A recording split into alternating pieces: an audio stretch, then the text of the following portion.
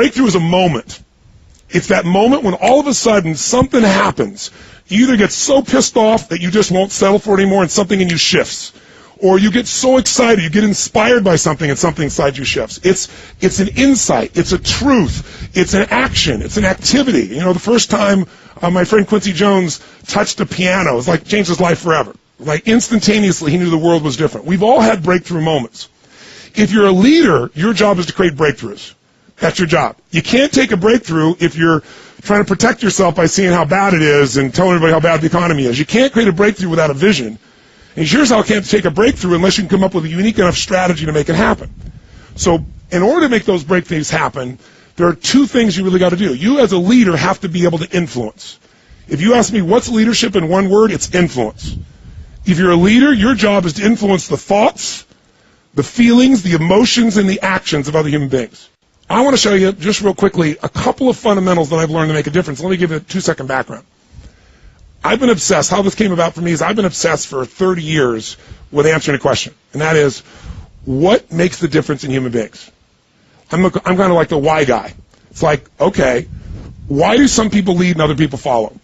Why do some people dream and talk about crap and never follow through, and other people, man, they step up. You can count on them. You know the people you can count on. They will make it happen even when nothing else works. You know, I've always wanted to know that. And I didn't want to motivate people so much as find out what drives them. So I started out 30 years ago kind of obsessed by this, and I wanted to know, the biggest why was, I want to know why certain people did so much better than other human beings.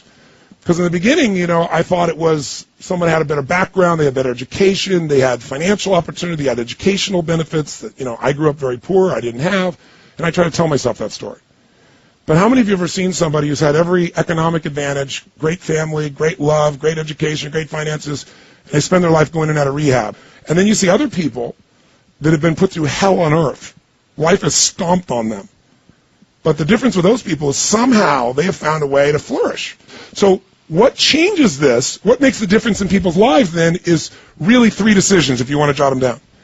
If you look at your life and say, why did my life turn out the way it is, and what's going to happen right now for my life going forward, I believe decisions equal destiny.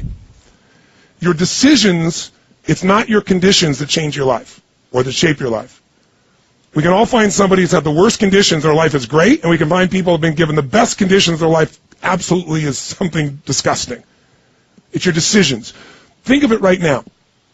How many of you can think of a decision, 1 or 2 decisions you've made in the last 5 years, 10 years of your life, that if you would have made a different decision, your life would be radically different right now? I don't know, better or worse, but radically different. Think of a specific decision. And sometimes it's a little one, like what you're going to do for a living, or where you're going to go to school, but then you meet, you know, your husband or your wife and your children, and your whole life unfolds from that. Or, you know, where your profession's going to be, it shapes the way you think. So if you want to change your life, you got to take control of your decisions, and here's the problem. When are you making decisions? When? Every moment of your life.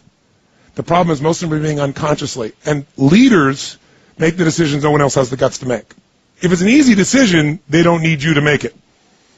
Right? Because what everybody wants to make is the right decision.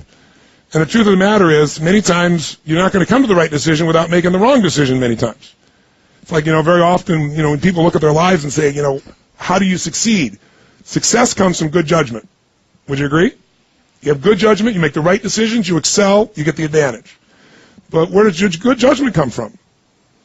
Experience. Right? You can't have good judgment without experience, and where does experience usually come from? Bad judgment.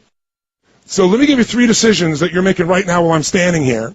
You're making them every moment of your life, but if you take control of them, they change your life. First decision is, what are you going to focus on? Every moment of your life, you're making a decision, either consciously or unconsciously, what to focus on. And what you focus on is going to control what you feel. And we have a pattern of focus. People that succeed focus, obviously, on what they can control. People that are depressed and overwhelmed focus on what? What they can't, what's outside their control. It's a pattern. If you ever had somebody tell you something and they said, you know, you think John here or Mary here is your friend? Let me just tell you what they said behind your back. They're saying this and this, and you go, no, there's no way. I mean, Mary would never say that. John's my buddy. He would never say that. But if this person is really insistent, you go inside your head and you say, I can't believe John would say that about me. And you get all upset. And then you go confront John or Mary. And you're really upset. And then you find out that they never said it. Who's ever had this situation where Someone told you something, you had this idea in your mind, you were upset, and when you got to the reality, it was different. Who's been there? Say, I feel like an idiot when that happens. But here's what I want you to write down. Focus equals feeling. Whatever you focus on, you're going to feel even if it's not true. If you think this is the end, it's going to be the end for you. If you think this is the beginning, it's going to be the beginning. Whatever you focus on, you're going to feel. It doesn't matter. Think of it this way. Focus is reality for the individual. Because it's reality. They feel it. You ever been worried about something and you got this picture in your mind how it's going to be and you feel all this pain and you feel it just as if it actually happened. But the truth of the matter is focus is reality of the individual, but it's not reality in actuality. So if you take control of your focus, that's the first decision that controls you. And right now you got to decide what you're going to focus on. Are you focusing on what I'm sharing, the power of decision, how it affects your life, decisions that shaped you? Whatever you focus on an ongoing basis creates the pattern of your life. So take control of it. Second decision, the minute you focus on something, you got to decide what it means.